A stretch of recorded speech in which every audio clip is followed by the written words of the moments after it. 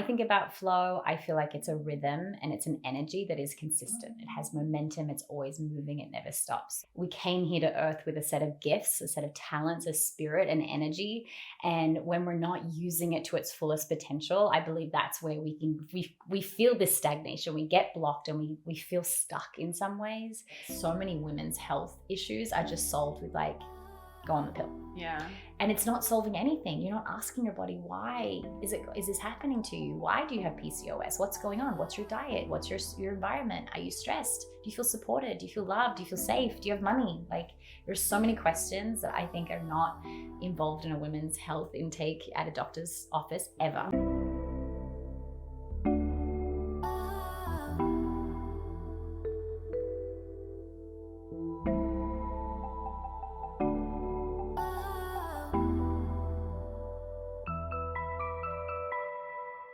Hello and welcome to Curious Ones podcast by Yandara. I'm Yael Ginzburg, the host of the podcast, a yoga and meditation teacher and philosophy lover.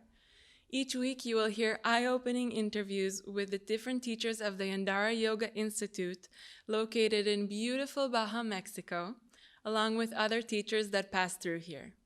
This life-changing knowledge shared through authentic, heartfelt communication will help you live a happier, more fulfilled, and connected life.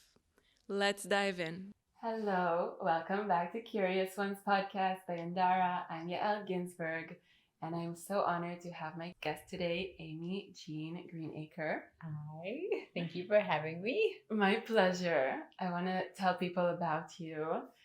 Aimee is also known as Green Shaker because of her love for dancing and deep reverence for all things green. She was born in the beaches of Sydney and raised by health-conscious parents. Aimee's health was cared for by a naturopathic practitioner until the age of 16, when she was put on the contraception pill. And then the complications of that were the turning point for her to start growing her passion for female health and natural healing methods.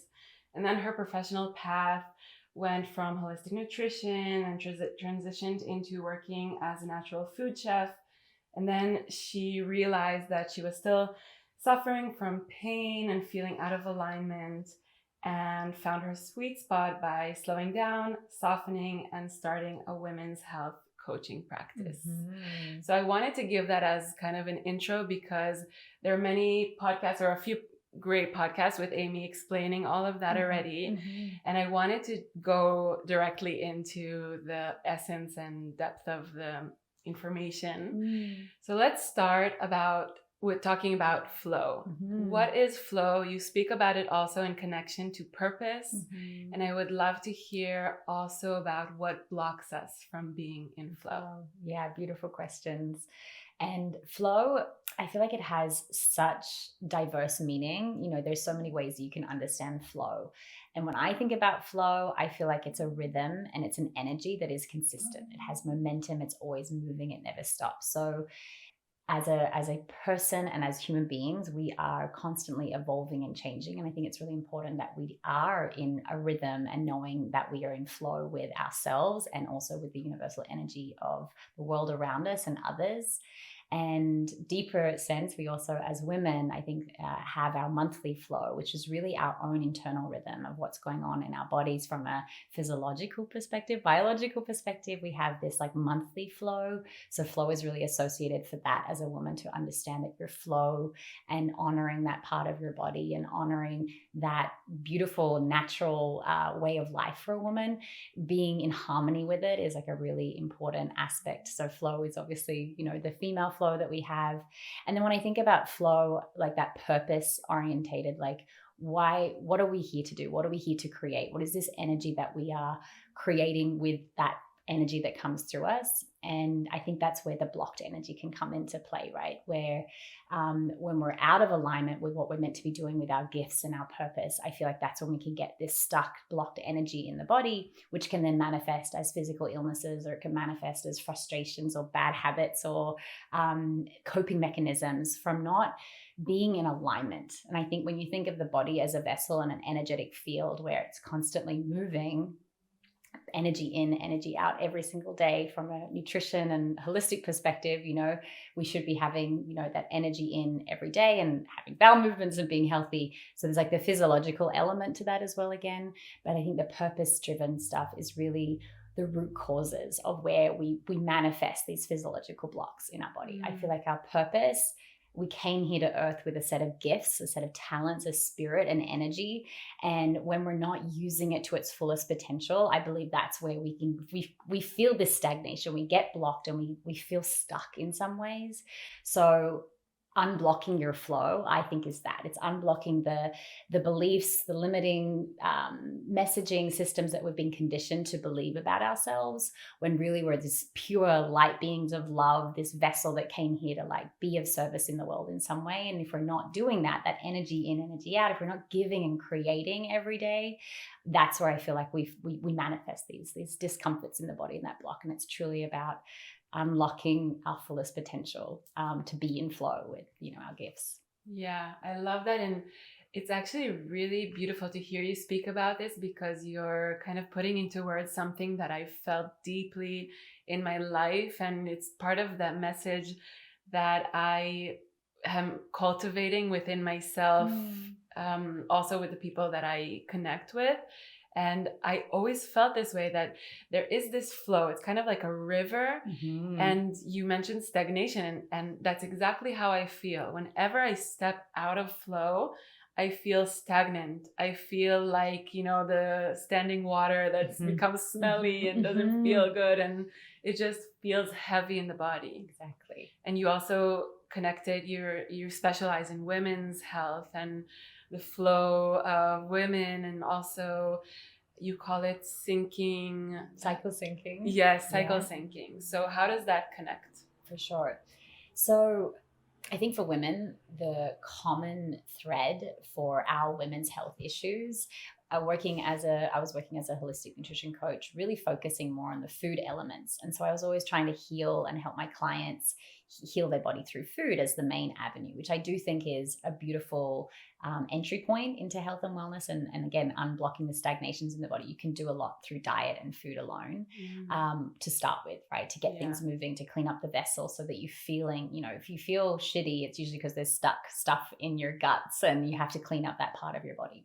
But for women, there was these common health issues that only women tend to suffer from. And the statistics are really high as well. Thyroid issues, autoimmune conditions, where the body literally attacks itself. And it's higher, like 70%, 80% women alone suffer from these illnesses.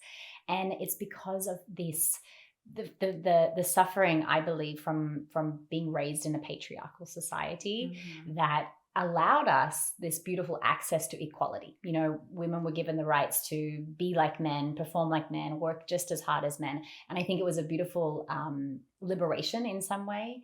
But I do believe that our bodies were never designed to work that hard, that we have now swung too far in the other direction and actually gone against our natural biological physiology. And we are the nurturers, the caretakers, the soft feminine for a reason. We're here to create babies. And if we're not creating babies, that's okay. We can create so many things in our life. And I'm not saying that women can't do everything that men can. I just think that we've also now forgotten about taking care of the body. And that's why women's bodies suffer with all of these adrenal fatigues, autoimmune conditions, gut, digestion. We're holding on to so much stress and not allowing our body to release every month. We're trying to be something that we're not. Correct. And it's like, that's not what we're meant to do. And that's why, so when I was helping these women, it's like, there's so much more than just food and health alone. There's these emotional and mental conditionings that are really like, we're struggling and we're exhausted and we're trying so hard to be perfect in all the ways, be successful, have a career, a job, education, be beautiful and soft and gentle and have families and children all at the same time. And it's like, it's impossible. And I think the standards the pressures that are put on women it's beautiful and it's amazing to have the opportunity. I don't want to say that that's not right, but I do think we've been ignoring our bodies and our needs. And I think when you live in harmony with a woman's body and her design, you actually design your life around your flow and design your life around your cycle, and you harmonize and you stop trying to numb, disconnect, and ignore this messaging system that is so incredible. Like, a woman's body is highly sensitive, highly intuitive, and it all resonates in this, our womb, which is also our second brain, by the way. Men and women, like all of the nerve endings and the physiology of what is in our gut alone. It's our gut instincts. And for women, it's our intuition. It's where we like literally make decisions from. And when there's disharmony in this region, gut dysbiosis, SIBO, bloating, so much inflammation happens there from a digestion perspective. It's because we're trying to numb and not be in flow in this area. And then period pain is also a really clear indication that you're not in flow, that you're not slowing down, that you're not giving your body the adequate rest in the right times of the month. So cycle syncing is really just designing teaching women that we have a womb, that we have a cycle for a reason. And when you live in harmony with it, you create times of work, and we can create. There's 2 weeks of the month we're in incredible, creative mindset. And then the second half of the month, we really want to be like resting, restoring, going inwards, and taking time for our body to recover. Wow, it's incredible to hear you speak in this way, because I felt this for so long, that women kind of overcompensate for, okay, now I get to be a manager, I get to be the big boss, and I need to step into the shoes of the man and do things as men do it. And that really makes us lose our power. Our strength is not being in the role of men. Our strength is bringing our femininity and our special feminine qualities and strengths into these spaces that truly need them.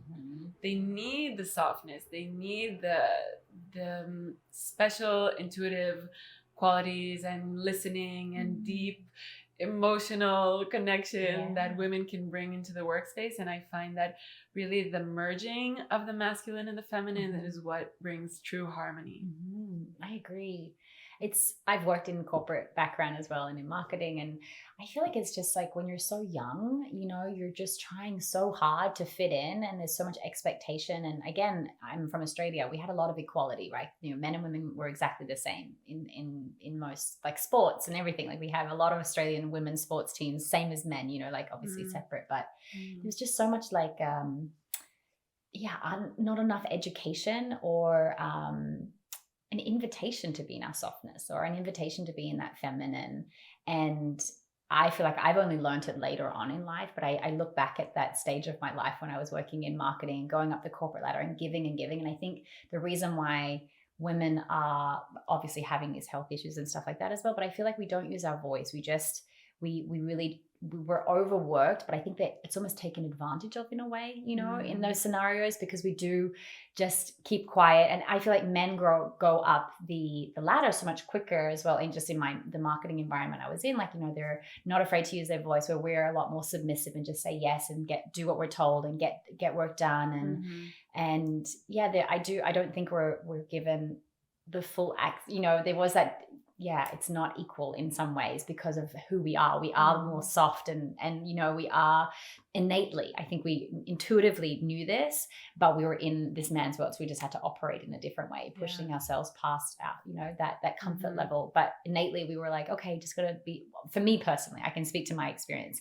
I very much was a people pleaser, and yes, I'll do this. And like, I can remember my peers, my masculine co-workers that were advancing much quicker than me. And I was like, oh, I'm not asking for that. I'm not using my voice. I'm not aggressive enough in those environments, Yeah, it's very much a world that we kind of stepped into because we demanded in a way to be let in.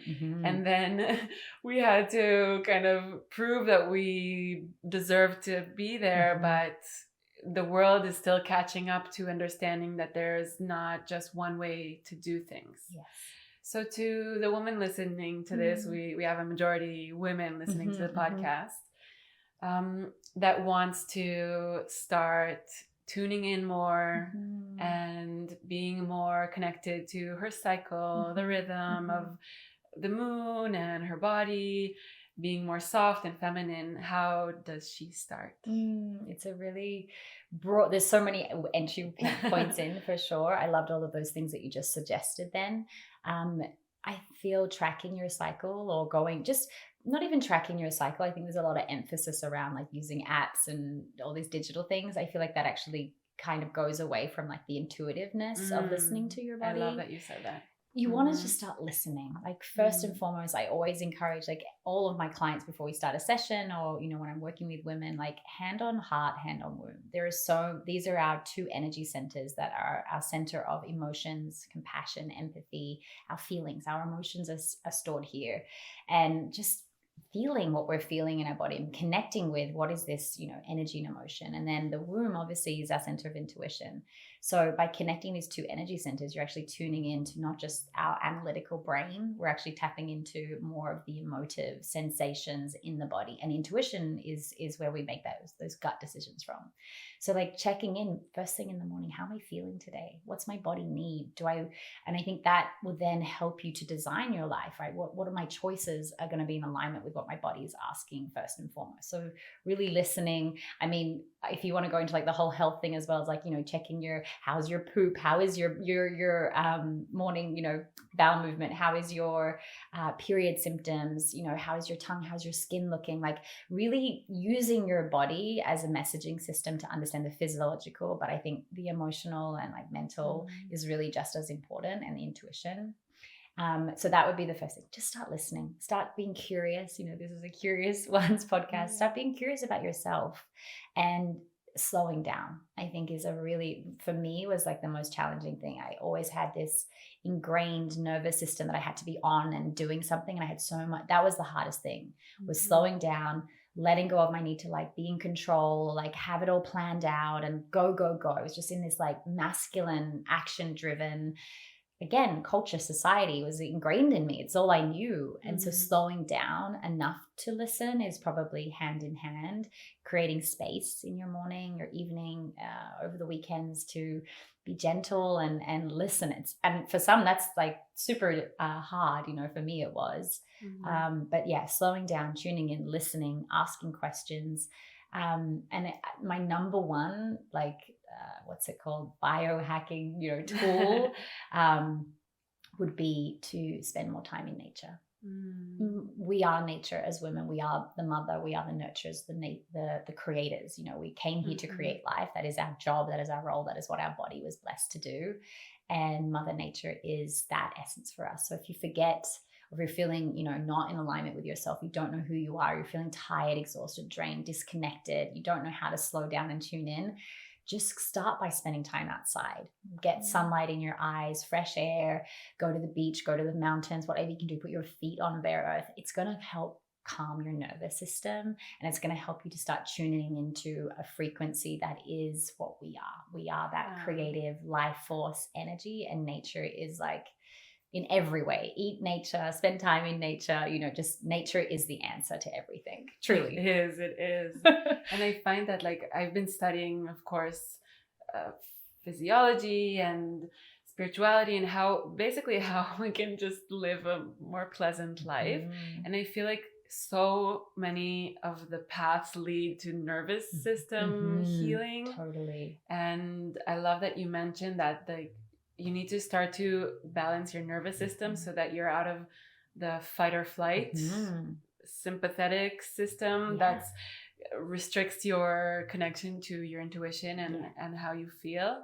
And once we get into the calm state of a parasympathetic system and like rest and digest, we're much more able to really connect and make better choices, you know, from a calm place. It's an autonomic nervous system, I think it's called.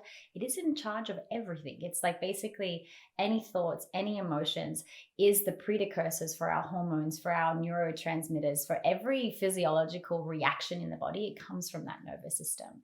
And if we have any memory or any reaction or any emotion tied to a past experience, our nervous system is already going straight back to that pathway immediately, which affects our hormones, our endocrine system, everything. Like everything is connected, which is why as women, if we have this like ingrained programming of like, got to be on, got to do, got to give. And we're so sensitive as well as women that it is that the ingrained patternings is literally the things that block this sense of I'm okay, I'm safe, I'm loved, I'm abundant, like that retraining the thoughts is what can actually retrain the emotion and the nervous system to have a different bodily reaction just by no, I'm safe, we are good, we are not, having these automatic nervous system. I think it's called the autonomic. Thank you. I always say it wrong. I'm like, it's like a tongue tie for me. Yeah. It is automatic, right? So it's basically it's predefined. It's from memories, from experiences, and that's where we can start to retrain. But you have to slow down enough to be able to do these, practices and rituals, yoga, prayer. There's so much spiritual practices that work for a reason. I think that's why meditation and yoga like really are a blessing to these crazy city communities, fast-paced lifestyle that we live, because it gives us an opportunity to connect mind, body, and spirit to like where like bringing that back into that flow, the energetic flow. So would you say is that the way that we can bring more softness to our life? Because when I hear you speak about this, I'm like, yes, that's exactly what I need. I feel like before I came to Los Angeles, just now, I've been so busy and so overworked, but just because I make myself work so much, like nobody is telling me that I need to do it. Yeah. So I'm like, okay, I want that. I want to be soft. I want to be slow. But we still live in a patriarchal society and work environment, even if we're independent entrepreneurs in whatever field. How do you recommend, or how did you bridge how you want to be, the femininity and the softness, with how the world actually is? Yeah. I haven't figured it out. I'm still learning it. I think when you start working for yourself, those ingrained habits and behaviors really come through even stronger sometimes, because there's no one else there to like tell you what to do. And I do believe when you work for yourself that it's actually quite challenging, because it's all on us. We are for me personally, I literally do everything in my business. So it's like there's no time where I feel like I can really switch off, right? Your mind is always on. Yeah. Truly, truly, truly honoring my cycle. Like I'm so cyclical now in my work.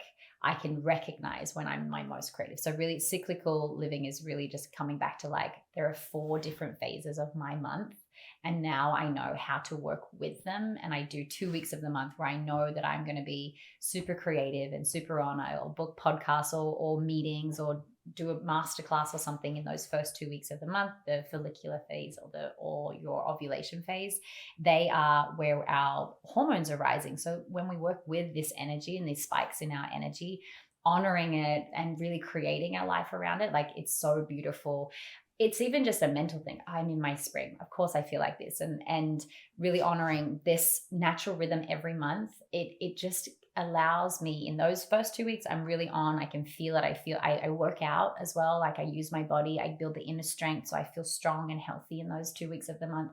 And then once I've ovulated, then tracking down where your body is going to start feeling not as creative and you want to start going inwards. So your luteal phase is, the season of autumn, as they say. You start going inwards, and it's actually a really beautiful time to do a lot of that self-reflection work and looking at your business and assessing for the month ahead.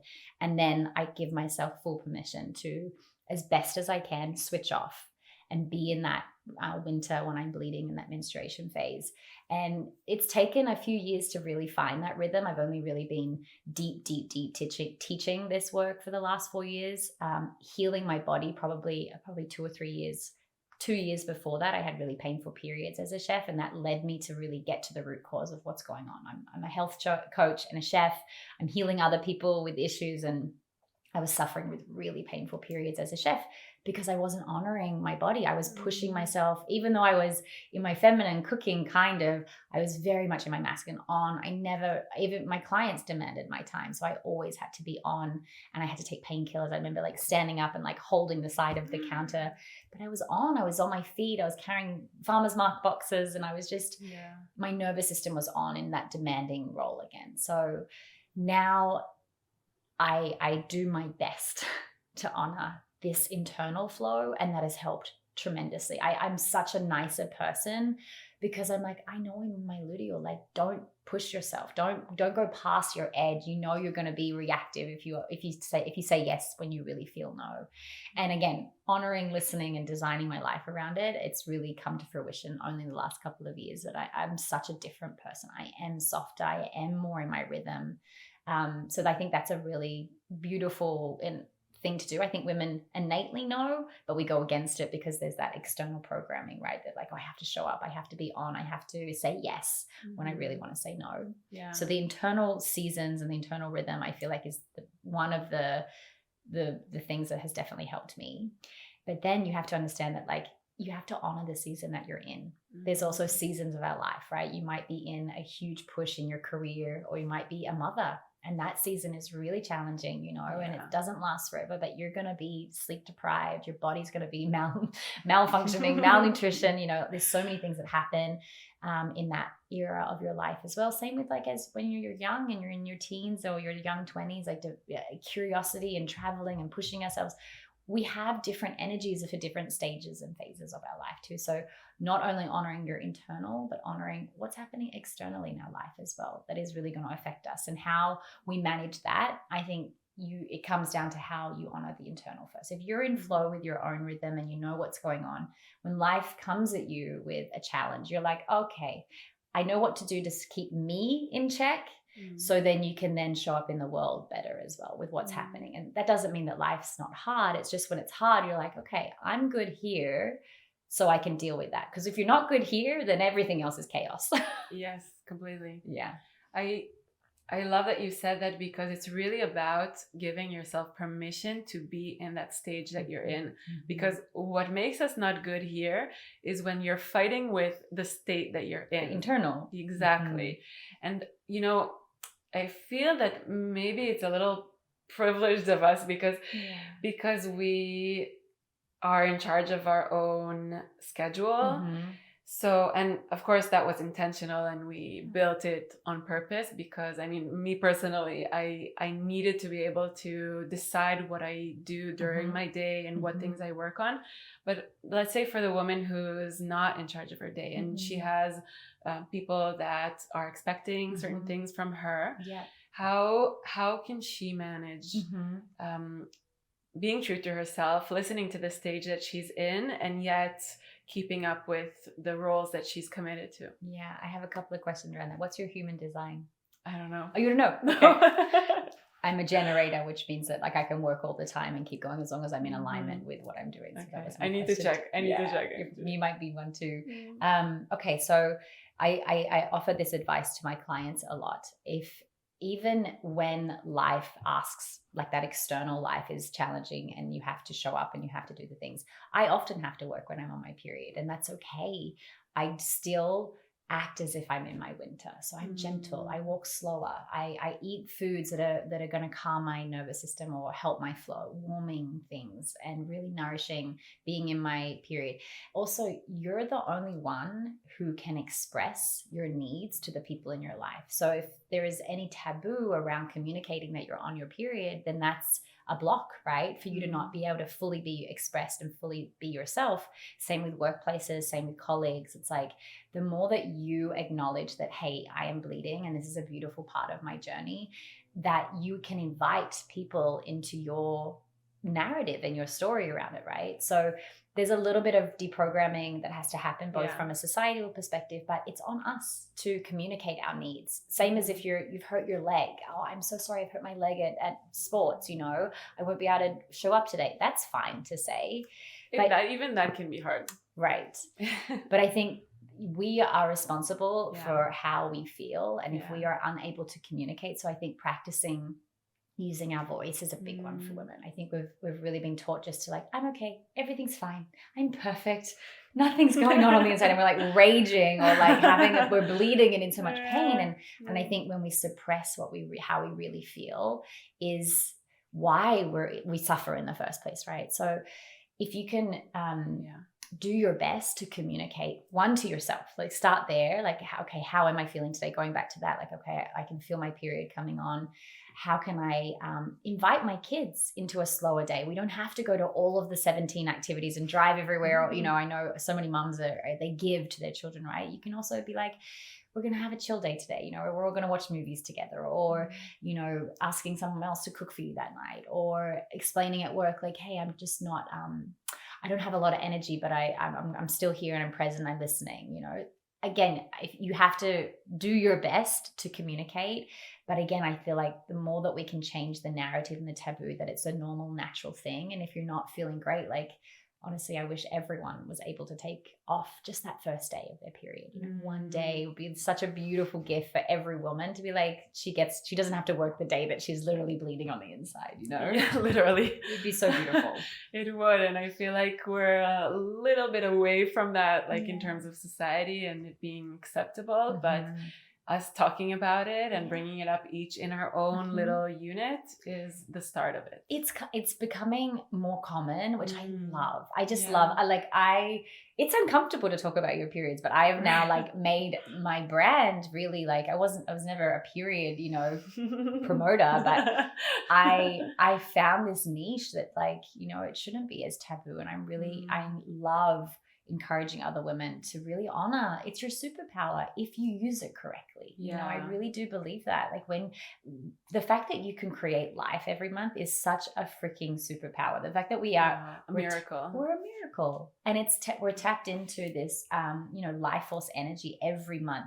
So we should be using that creative energy to create whatever we want in our life every month. And if we're not creating, going back to that, like if you're working for someone else and you're feeling blocked and you don't feel like you have your autonomy and your freedom, and you want to create something in your life, then make sure that you are using the time outside of your work to use that creative energy. Hobbies, passions, dreams, don't let them just sit stagnant, that flow of energy. If they're stuck in you, you need to create something with that energy. And I know we give a lot of energy to our jobs, and some people complain that they don't actually have time outside of work. And I disagree. I'd say that they're not tired. I have this quote on my website. You're not tired from doing too much. You're tired because you're not doing the things in life that make you come alive. So if you're doing things 100%. Outside of your work that make you come alive, your work is just your work. It's the thing that we need to pay the bills and to have money. And then you look at your work with gratitude because that money now supports your dreams, your mission, your fun, your pleasure, your that play. The thing that makes you come alive. It makes you come alive. Yeah. And then the work, you won't feel as stale and stagnant in your work because you're actually living and breathing that creative energy in your life in some way. Yeah, I love that because it's really about like, okay, even if you can't currently change the position that you're in, you can add that into your life in a different way, and that enriches your whole life. Yeah, it does. It's that, again, that flow of energy, giving and receiving, reciprocity with life itself. If you're only giving and you're getting nothing back, then you need to make sure that you're giving to other ways that you're receiving, in that beautiful, it's always energy in, energy out. I really do believe in that. And that creative life force energy for women, it has to go somewhere. And if we're not, I think that's when we start to suffer as women. We're like, I don't feel seen. I don't feel heard. I feel like my gifts are not being used. I feel undervalued. And they literally, like that light, you see it on people. When people do what they love and they're dancing on the internet talking about periods, like it lights others up. It does. That light within you, it's like it's meant to be shared, it's meant to be given so that you encourage others to do your thing that makes them come alive. It's so contagious and it's so beautiful. And I think there's many ways to really open up your vessel to feel that way. Food is a beautiful way, nourishment, friends, community, dancing, making love, creating something, like it lights you up. It really does. I love that. I was here earlier this week for Moon Circle. That's how we met. Yes. And you spoke about that. We were talking about like calling things into our life, and your guiding question was, what can you give more? And really the intention behind that was, what are you calling into your life? Because when you want to get something or receive something, first you need to bring it out into the world and give it. And that creates the flow of energy into that. I really want to expand on expression because I feel that really is a huge key to unlock who we are and the true pleasure and gift that life can be. And looking at your Instagram, you are so free and expressive, and really it made me joyful to see you in this way. So I would love to hear about your journey with that. Was it always easy for you to express in this way? Did it take you a while to get there? How was it? So I think it goes back to my Genesis story, which is I was birthed naturally into the world via an orgasm. And I always share this on podcasts because I only found this out when I was 29 or 30. It's a natural way of birthing a child into the world where it's birthed through pleasure, like using the pain points as pleasure. So my mom chose that. I'm one of 4 daughters and she chose this practice for me. She did it in a hospital. Anyway, so I believe that how I entered the world, I'm like, cup is half full. You know, I see the world through this optimistic, pleasure-seeking energy. Like I do believe how I was birthed into the world and how I was raised. My mom naturally immunized us through homeopathic medicines. We never went to the doctors. We were only given Chinese-based medicine. Our food was basically vegetarian. Occasionally we'd have, white meat only, chicken and fish, no red meat because it was hard to digest. Like my vessel has had the most strongest, healthiest upbringing, which I think is one foundation. It's so important as women when we're thinking about how we're raising children, and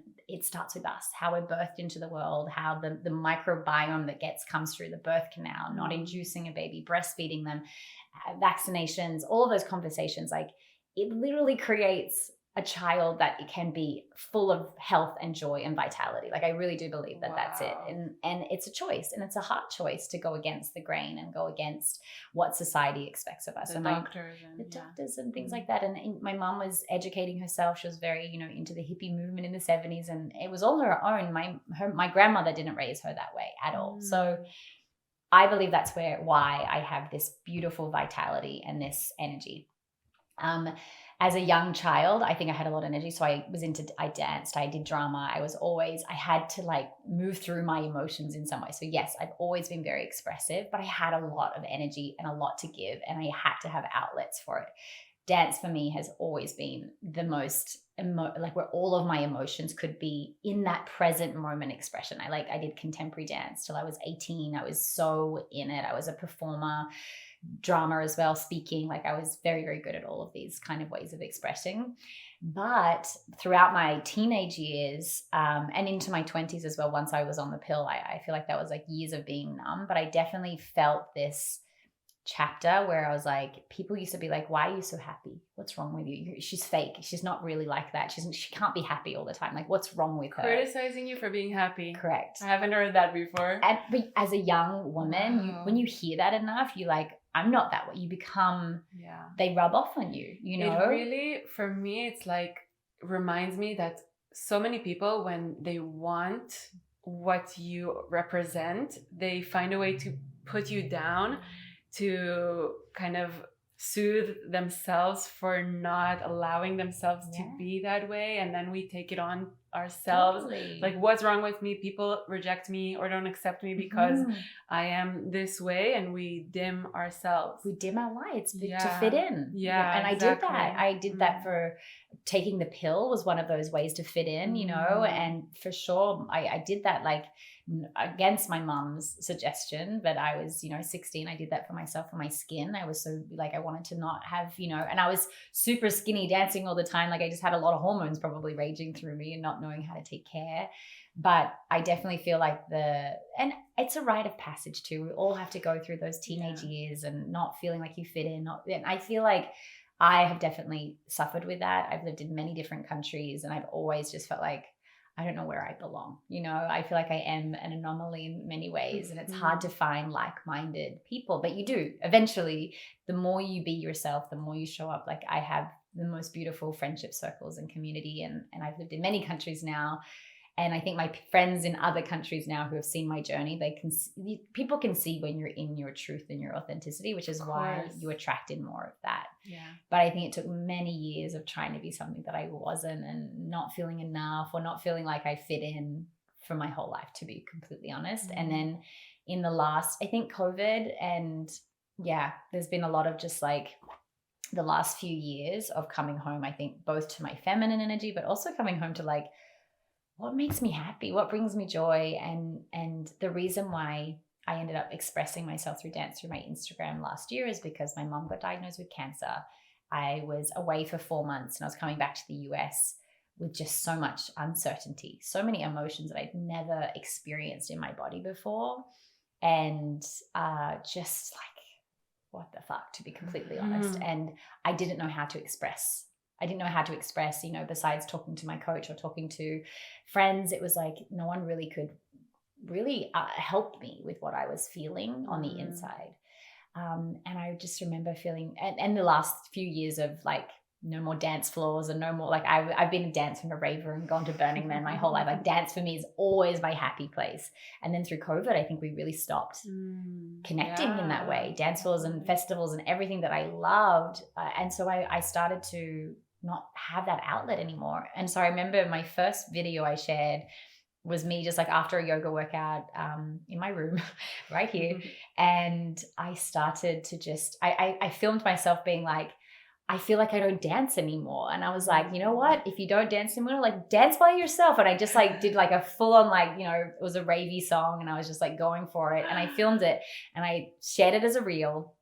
And I'd been sharing so many other things about like nature and food and recipes, obviously being a chef. I was like all food and recipes, but I wasn't really me facing. It was always like behind the scenes hiding, Yeah. And then it was the first time I was like, and so many of my friends were like, we miss dancing with you too. Like, yes, more of this, And then this one day I had this download about, I was like, I want to dance around how I'm feeling around my period. Like how I feel like I'm 4 different women, Yeah. And I shared this one reel and it went viral. And I was like, that one. And then there was one about anxiety. And then all of a sudden my story of literally what I was going through alone in my bedroom. And I was just dancing for myself, to be completely honest. I was dancing because it was always something that I knew how to do and I had nowhere else to do it. And I didn't really feel comfortable doing it around other people. It was for me. Wow. But my medicine, I started sharing with others and people were like, thank you. Yes, I feel this too. And I think the women's narrative really, really, people were like, wow, yes, thank you for educating us that we're not alone in feeling, 4 different women in 1 month, all the different phases. And so I started sharing more of this narrative. And to be honest, I'm definitely I'm triple water sign. I'm very emotional. I'm very sensitive. So like anxiety and confidence and all of these other forms of expression of your character and who you are, like they're the topics that I love to share about, but the ones that get the most engagement is definitely around women's periods and health. Because I think people like the lightness of, sharing around that topic. Yeah. And I think also people are craving to see somebody free and embracing all parts of themselves and who they are and just expressing. And I love how that really shows that when we let go of like what we're supposed to be and who we're supposed to be and just allow ourselves to be, that's really what creates a real connection. We're all like so busy curating this image of what we think we're supposed to be, but that actually distances us from the people around us because no one's perfect. And then they see like, oh, I guess she's perfect. We don't have what to talk about. Totally. Yeah. And then when you're just truly yourself and you're just real and you talk about like, that's hard for me, that's good for me. And that's when you can really create a real deep conversation. A connection. Yeah. Yeah. Hey, I'm quickly interrupting the episode to extend an invitation. If you are interested in deepening into any of the subjects we talk about on the podcast, we offer many different experiences on our beautiful grounds here in Baja, Mexico. From 9-day modules such as sound healing and yoga nidra to breath and meditation, as well as 200 or 300-hour yoga teacher trainings and many different shorter retreats.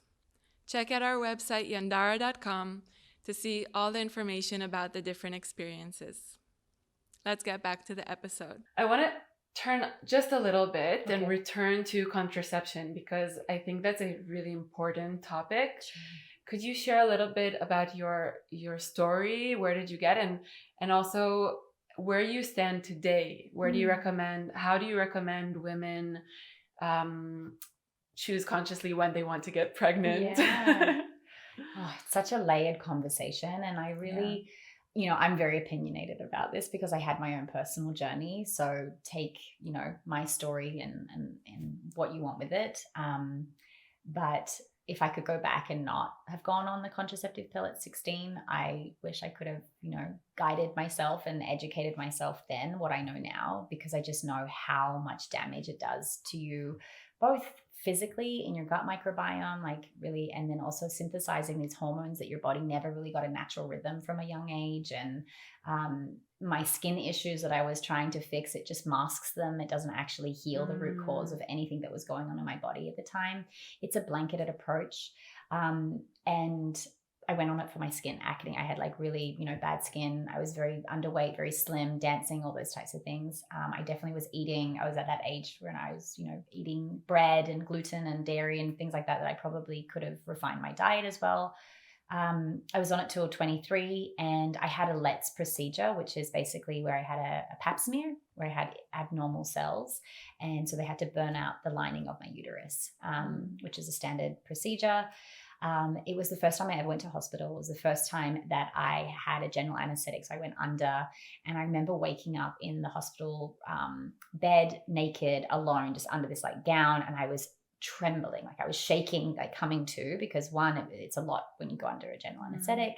And I just had this like, I felt like my whole body had been invaded, very, very intimate part of my body, my womb. And it was so shocking that it was the first, I think, ever traumatic experience that I think I really had in my life as well. So it was just a lot. And from that point, I went back to the doctors for a follow-up, and they're like, we think you have polycystic ovary syndrome. You probably should just, go back on the pill. And I was like, you know what? The pill, I believe, caused these abnormal cells, the buildup of these, abnormal cells. I was like, I'm not going back on the pill. I had this like deep, deep, deep awakening. And so I chose, actually that year was hard. I ended up being in a relationship a few months later, and I went back on the pill because of contraception. So it's a great question.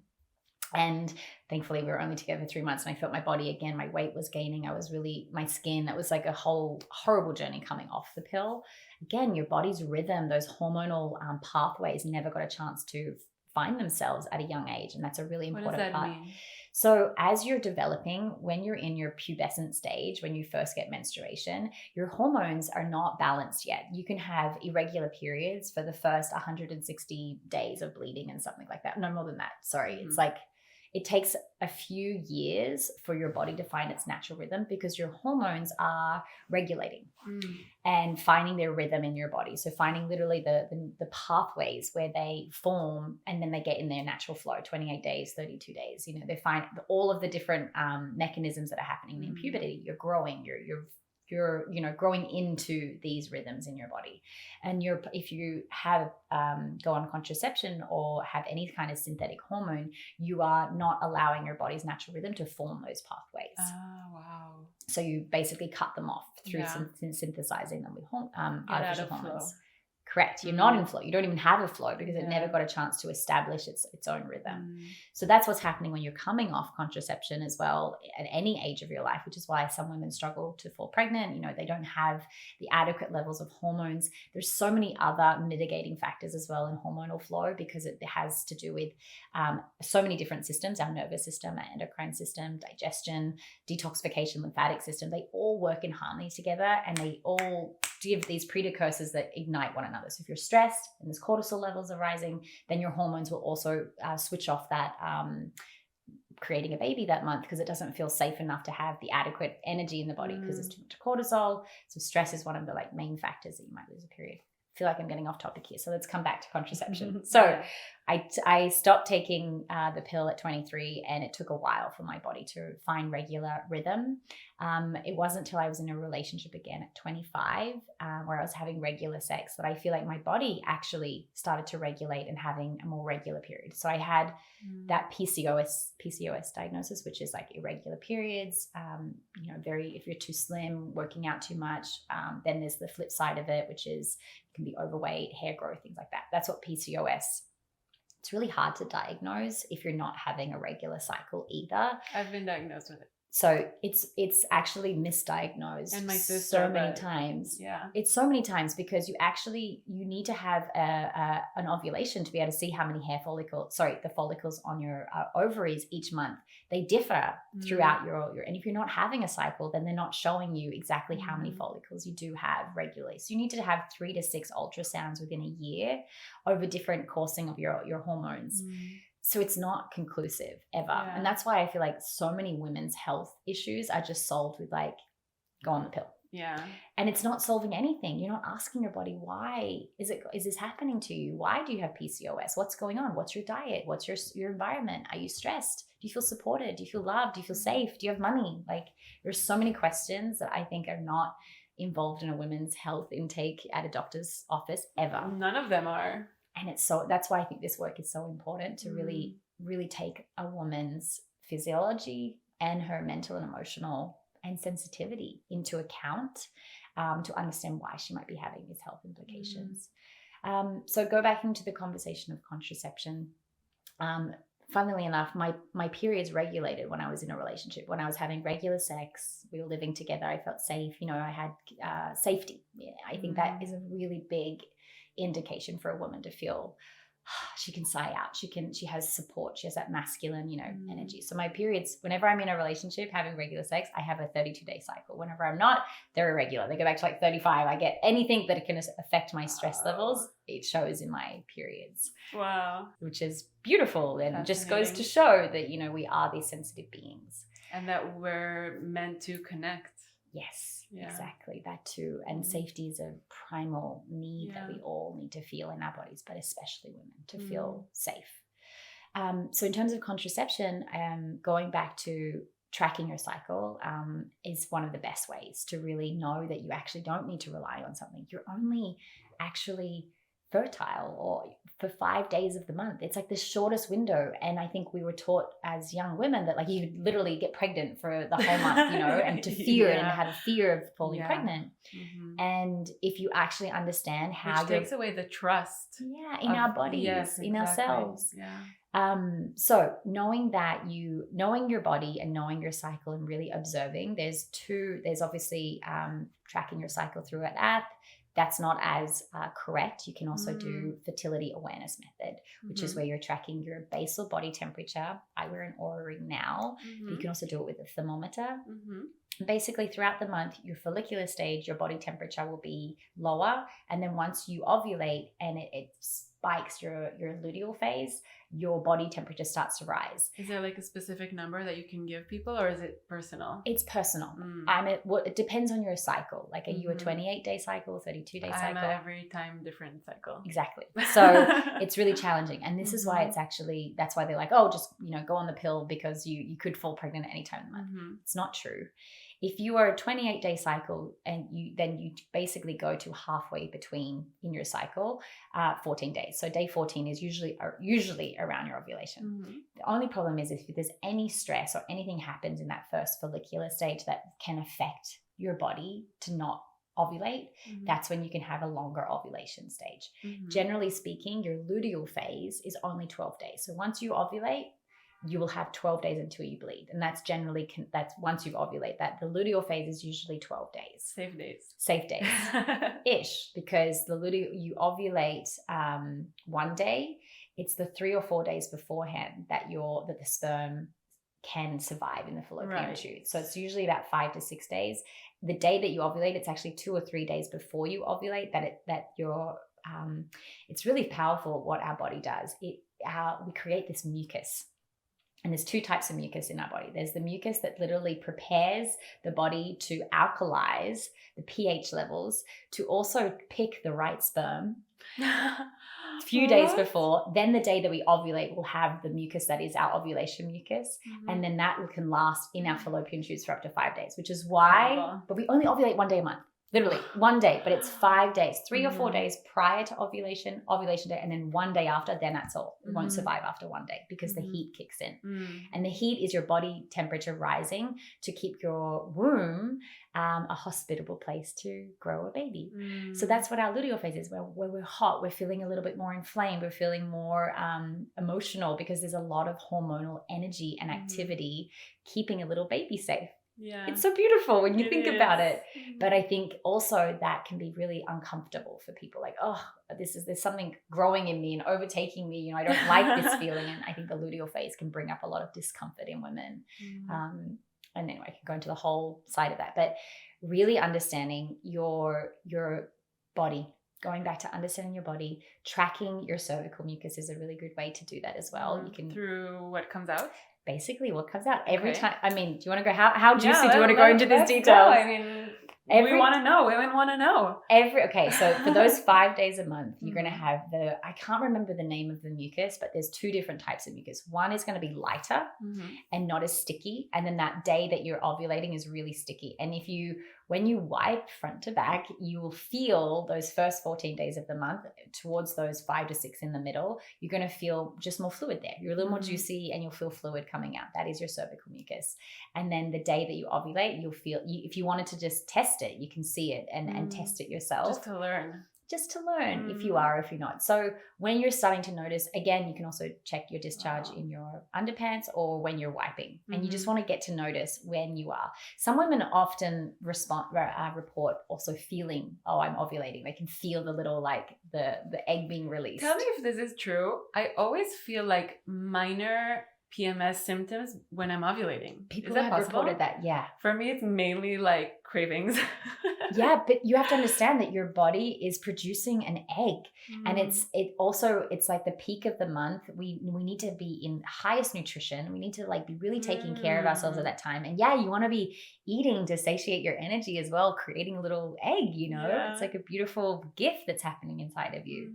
And so eating the correct foods is a whole other conversation around that. But to answer your question about contraception, you only ovulate 1 day a month, and the fallopian tube and the fluid that will keep sperm alive is really only 5 or 6 days. Okay, so we know that from the temperature and from the discharge. That's it. Those 2 things. It's called Fertility Awareness Method, FAM method. A book that I highly recommend to every woman read. It's called The 5th Vital Sign. Author's name is totally missing me right now. Lisa, I think her name is Lisa someone. Incredible. She goes into all of the details around your cervical, like the anatomy, your basal body temperature, the mucus, the names of them. It's not my area of expertise. I help women and I guide them through this, but I'm working a lot more with also what's going on in their lives and helping them harmonize, life and their body and nutrition and all those other things. But yeah, if you want the science and the stuff, it's a great book, The 5th Vital Sign, and just learning to live by this sign in your body. But I think once you understand that you're only ovulating that amount of times a month, and then honoring the 2 sides of the month to help, Yeah, it's really, knowledge is power. Yeah. And I think that for so long throughout history, I mean, I don't mean to like complain or something, but women have been taken away from knowledge so that they don't have power. And the more we educate ourselves about who we are, our bodies, connecting to our strength as women, the stronger we are, the more space we take in the world, and the more connected we are to our purpose. Totally. I think that comes down to our stories, right? And our storytelling and our narratives. And I feel like the more we can equip ourselves with this knowledge and this power, understanding our own power, then when we have children, like sharing it with our friends first, moon circles, coming together, sharing this wisdom podcast, having conversations. Then when we choose to have children, when we're at that stage of our life, educating our children about this, both men and women, boys and girls. And then thinking about also our period story and what was our story, and how were we taught and raised to believe about periods, and is it true, and how can we change that narrative for the future? I think it's a really beautiful way to just open up this, kind of taboo topic and something that we don't express so openly. It's the most natural, beautiful thing in the world. Every woman every person on earth had to come through this cycle. You know, if we didn't have periods, no one would be born. So it's natural, it's wonderful, it's beautiful. Like, let's honor it. And I think the more that we, again, I don't think it's just on us. I think educating our partners and our young boys as well about this is really important to change this narrative moving forward. It's funny how you say, I just wanted to go back to the point of like how women have been told not to use their voice and to be quiet. And I think, again, thinking about how in some cultures, women are very protected in a beautiful way. And I think it is represented in the more expressive, liberated countries where they're like, you know, certain Arabic cultures or even Eastern cultures where women are protected and are, you know, kind of taken care of in a way. But it might seem from the outside that it actually is a, you know, lack of equality, for example. There is a reason for that. You know, there was a reason back in the day to take care of women, to keep them safe. And I feel like, again, if we can look at the beautiful perspective of that and how to honor women, you know, in the Western world where we're like, oh, we have equality and expression and freedom, which I think is also a beautiful thing. But again, have we gone too far in the other direction where we're not honoring that a woman is the most sacred thing and she should be protected and taken care of, and don't work and put your feet up and have a cup of tea and like, I think there is beauty in both, you know, and how can we come back to understanding traditionally in ancient cultures how we used to do it. You know, there's a beautiful book called The Red Tent have you heard this book? No. It's a novel. It's stunning. It's like, kind of goes back to the day of Abraham and Jacob and all of the lineage of like, you know, these people in Egypt. There's all these like biblical stories. It's a beautiful book. And it was actually when, I think it's the story of Jacob, maybe, you know, they had many wives and all of the wives would come together and go to the red tent when they were bleeding, and they didn't have to do anything. They just drank honey and tea and like braided each other's hair. I love that. And the red tent was where all the babies were birthed and everyone was a midwife and was there for the experience. And it's just such a like, it's a beautiful way to look at how we bring children into the world and how it was this nourishing, nurturing, sacred, beautiful, ritual, tribal, primal, innate wisdom that was passed on. They were all doulas and midwives and teaching each other how to like step on the bricks. And it's a beautiful story if you really want to be inspired by like how we used to be taken care of as women. And so I think I would love to go back to a part of our ancient wisdom and those traditions and the way we used to do things. Again, I think it's so hard to find that beautiful balance, because I do appreciate how much freedom and expression I have and where I was born and how I was born and raised. You know, it is my story. But I do look to the past and how we used to do things for a lot of like wisdom we can take from that. Yeah. So taking wisdom from the past, and when you look at your future, what are your next hopes, dreams, goals that you're working towards? It's such a beautiful question.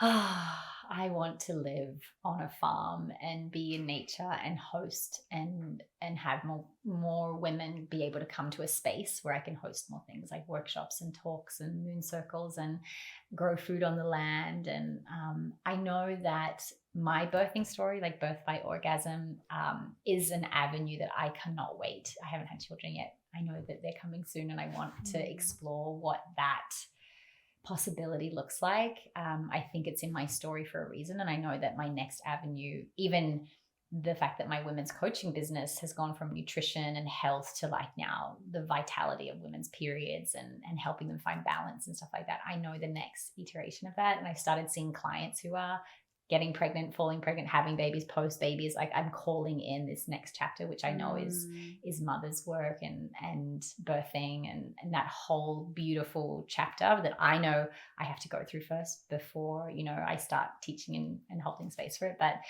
I have this vision of like a conscious copulation center where people can come and learn how to like kind of get the male and the female body, both from a physiological perspective, but also emotional, spiritual, and mental place, where they like let go of their blocks and let go of the stuff that they don't want to bring in to create a child. And how can they create, I feel like we spend all our lives in therapy, or Americans definitely do, recorrecting how they were raised and how they were birthed, you know, like all of the health issues and like psychological issues come because of how we were birthed and raised into the world, right? Well, a lot of our conditioning is formed by the age of 7, right? Yeah. So if you're thinking about when you are intentionally, consciously copulating, you know, I have this terminology, when you're thinking about having a baby, like being really intentional.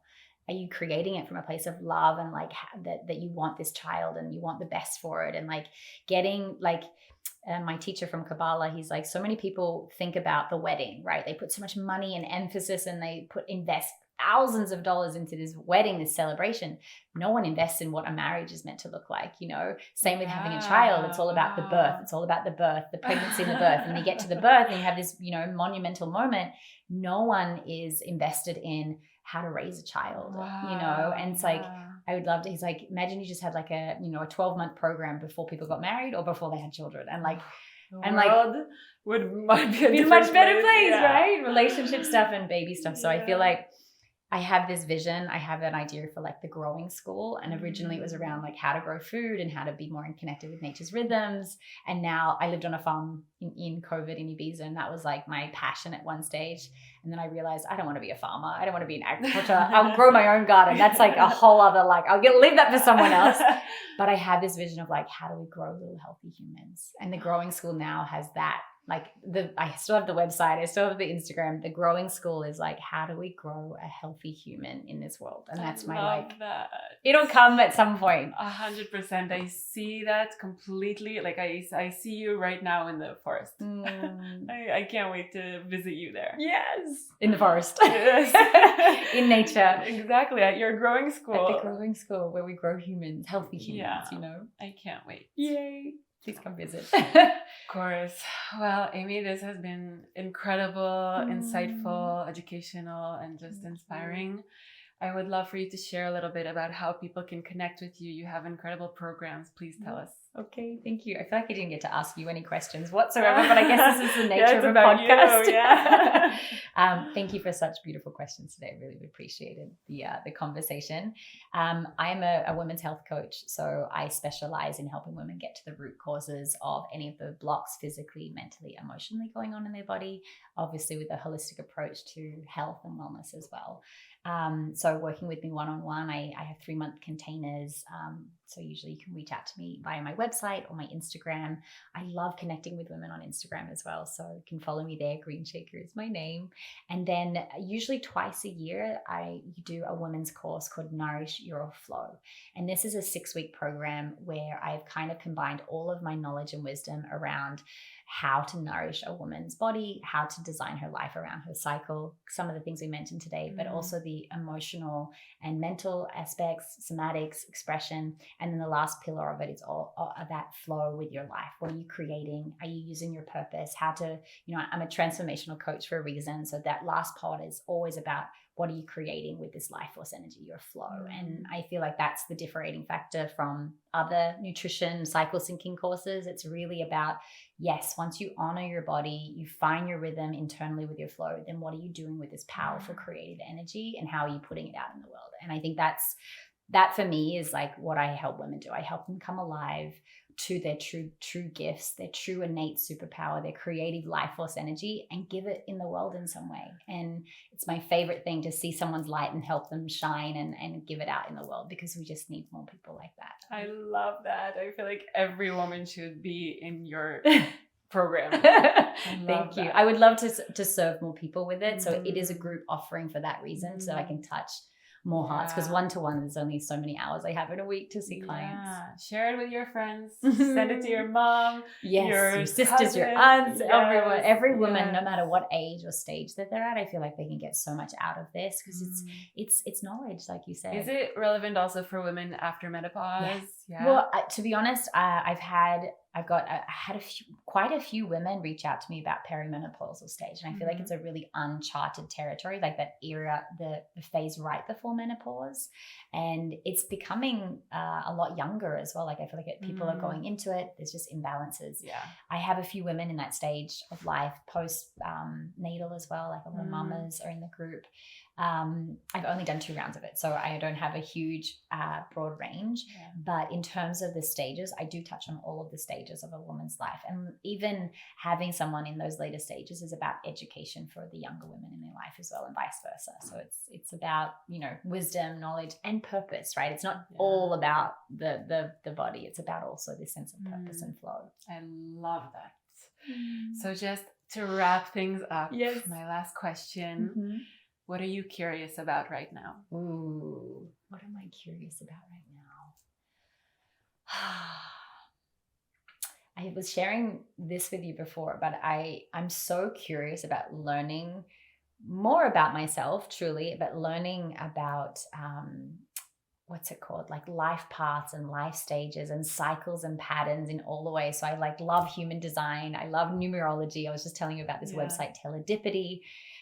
If you don't know it, go check it out. It's this beautiful website where you can really learn more about yourself and how to work with your gifts and your path and your just through your numbers. That's something that I'm super curious about, and learning more about it. And how the book that I'm reading right now as well, which I was just sharing with you as well, Becoming Supernatural by Joe Dispenza. I'm really curious about changing my own programming even more on a deeper level to create the life that I want. I know that I'm not there yet because there's certain blocks in me still that I am working through, and I want to really just reprogram. And so that's a beautiful book to understand the science behind the spiritual, which I know so much about the spiritual and the energetics of changing. But this actually adds the science to it too, which I just love learning about how it all works. How does the physiology connect with the spirituality? And it's like a grounding masculine approach to something that I intuitively really understand. So they're 2 areas that I'm super curious about right now and learning about. Beautiful. I love that. Aimee, thank you so much. I love this. You are so beautiful and really I'm so grateful. Me too. This has been such a nice conversation, and just meeting you has been such a gift. I know this is the first of many, many beautiful conversations. Definitely. Yay. Thank you, love. Thank you. Now, after this time to nurture your mind and your spirit, we invite you to take a moment to consider others. A kind wish might come to mind.